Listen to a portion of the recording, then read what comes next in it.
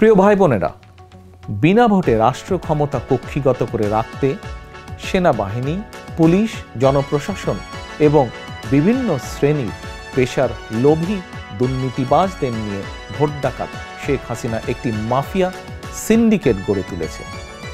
এই মাফিয়া চক্র প্রতিবার তাদের প্রধান পৃষ্ঠপোষক হাসিনাকে ভোট ডাকাতি করে ক্ষমতা নবায়ন করতে সহযোগিতা করে।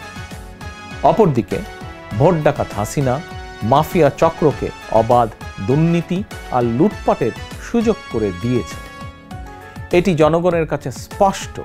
খনি দুর্নীতিবাজ আজিজ, আনার, বেনজির চক্র শেখ হাসিনা মাফিয়া চক্রেরই প্রোডাক্ট।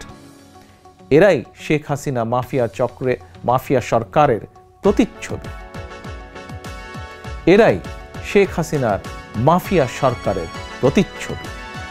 চিহ্নিত ভোট ডাকাত শেখ হাসিনাই বেনজিরদের সকল অবৈধ ক্ষমতার উৎস। দেশে গুম, খুন, অপহরণ, ভোট ডাকাতি সহ যাবতীয় অপকর্মের জন্য বেনজির ছিল খুনি হাসিনার অন্যতম বিশ্বস্ত প্রধান হাতিয়ার।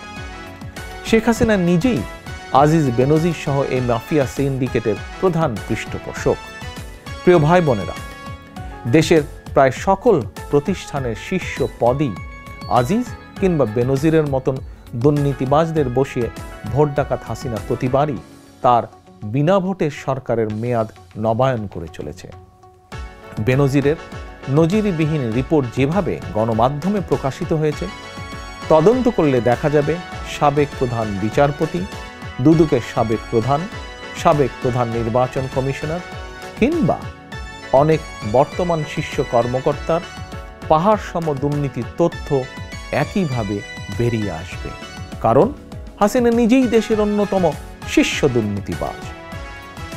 বিনা ভোটে রাষ্ট্র ক্ষমতা কুক্ষিগত করে রাখতে দুর্নীতি হাসিনার মূল নীতি।